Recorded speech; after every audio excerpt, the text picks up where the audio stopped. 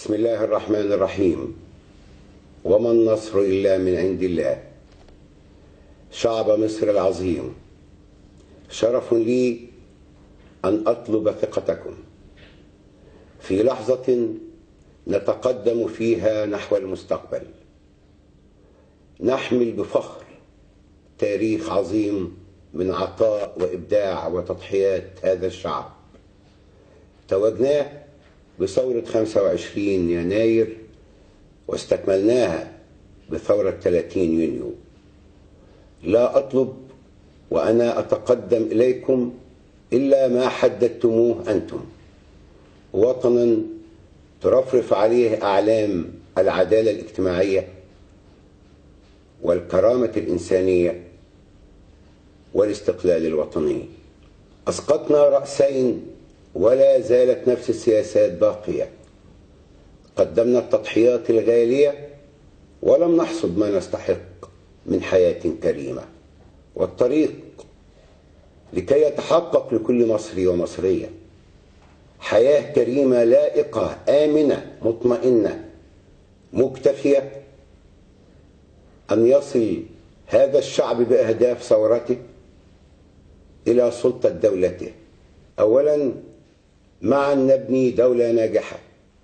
شعبنا عانى لعقود من دولة رخوة فاشلة عجوز نخراها سوس الفساد، وانحطت بكفاءتها عوامل المحسوبية عشان نبني مصر اللي نحلم بيها وتحقق مصالح الناس.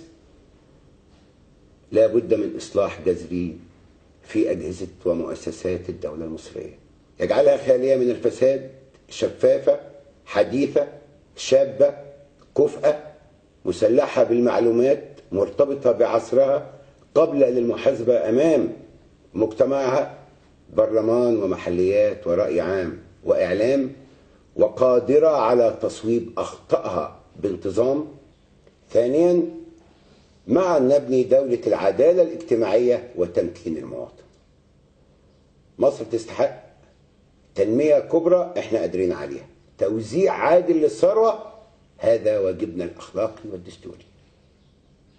مش عاوزين فقير في هذا البلد، عاوزين حرب حقيقية مقدسة نجتمع كلنا عليها، هي الحرب ضد الفقر لأنه أبو الشرور.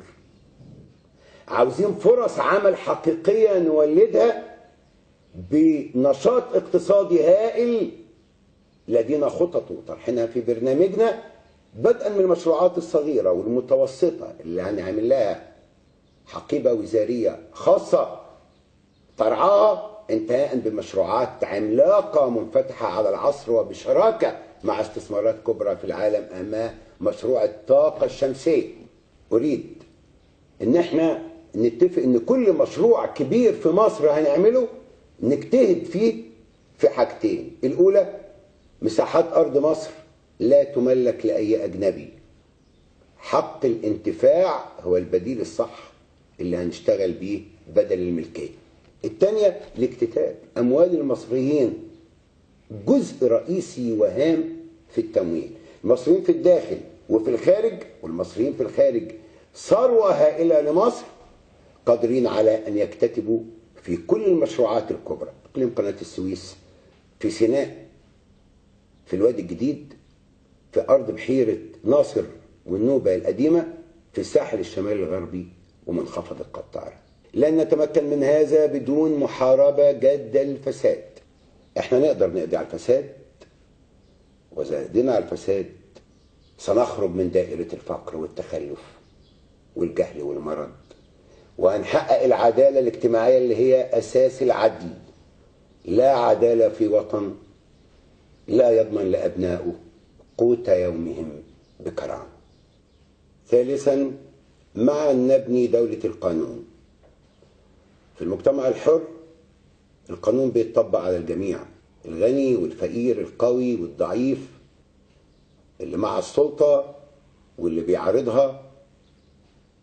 في المجتمع الحر لا مجال للمحاباة في القانون، لا تمييز بين مسلم ومسيحي وبين رجل وامرأة، ولا بين أي مواطن على أساس انتمائه السياسي في مجتمع حر يليق بينا، لابد من ضمان تقاضي ناجز عادل لكل مواطن أمام قاضيه الطبيعي. سأوقف العمل بقانون التظاهر وأعيد إصداره لكي يكون قانونا ينظم ولا يمنع حق أساسي من حقوق التعبير السلمي، وهي حق التظاهر السلمي. سأعفو عن كل سجناء الرأي في السجون المصرية. السجن في مصر مكان الإرهابيين والذين يدعون إلى الإرهاب أو العنف أو يحضون عليه، ومكان المجرمين الجنائيين، ولا ينبغي ولن يكون السجن في مصر مكانا لصاحب رأي. رابعا، معا نحافظ على دور جيشنا الوطني ومكانته وجدارته. جيشنا الوطني ركيزة أمننا القومي المصري والعربي.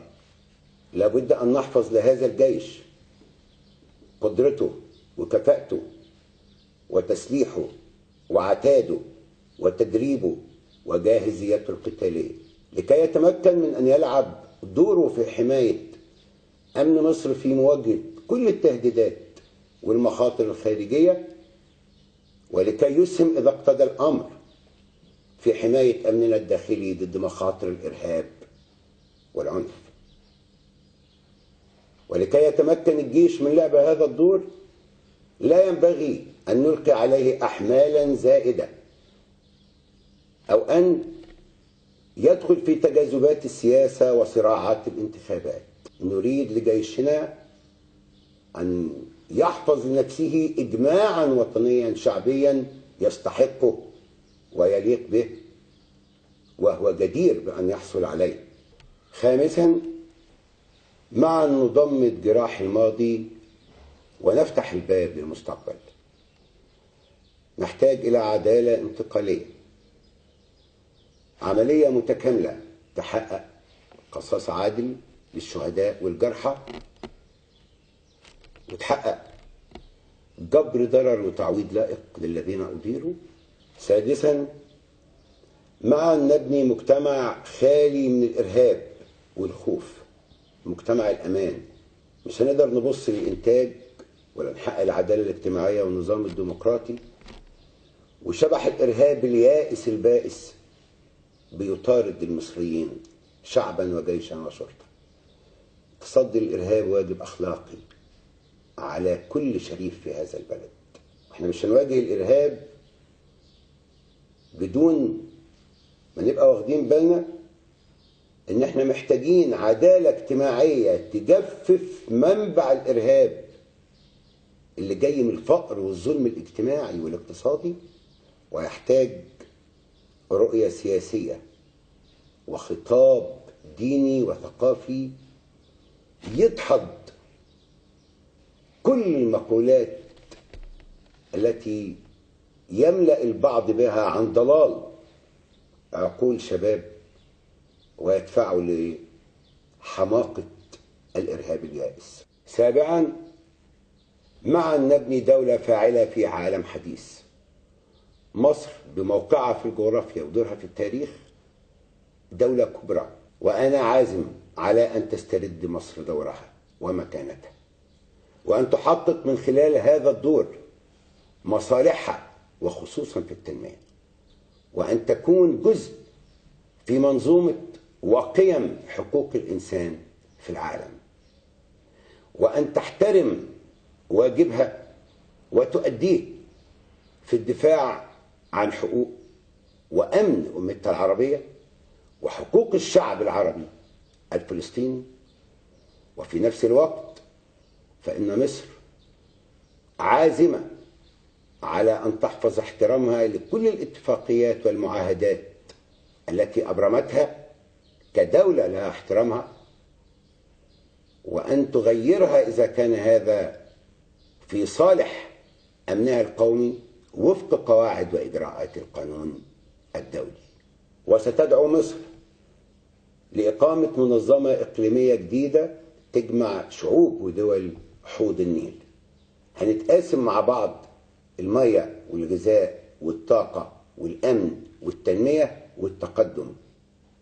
لن يكون هناك مكان للعداء بين أسرة حوض النيل من منابعه لمصبه. هنحفظ حقوقنا في المياه ونزودها، لكن هنحقق لكل شركائنا في حوض النهر وفي إفريقيا أحلامهم المشروعة في التقدم، وهنعبر عن احترام حقيقي موجود في قلوبنا وعقولنا لهذه الشعوب العظيمة في إفريقيا وفي حوض النيل.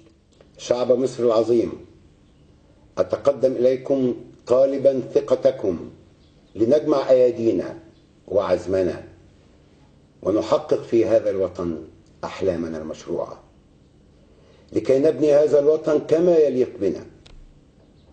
لا أطلب سلطة، بل أتحمل المسؤولية.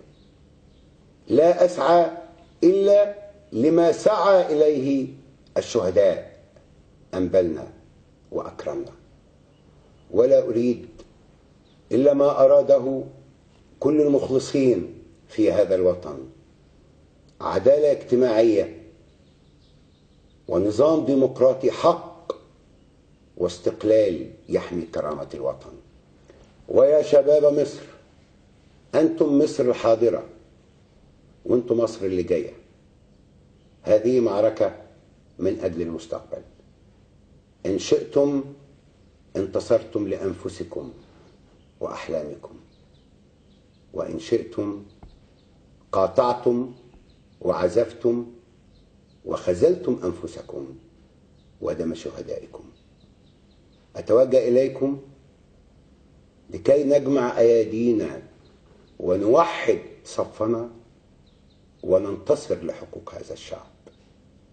وأنا أثق فيكم وأراهن عليكم. وإلى كل امرأة مصرية، هذا وقت لكي نمنح أصواتنا لمن يحقق لنا تمكينا في وطننا، سترا في بيوتنا، كرامة في حياتنا، فرصة عمل شريفة لأولادنا. يا شعبنا العظيم، يا صانع الثورة، يا صاحب الحلم، يا صاحب العزم،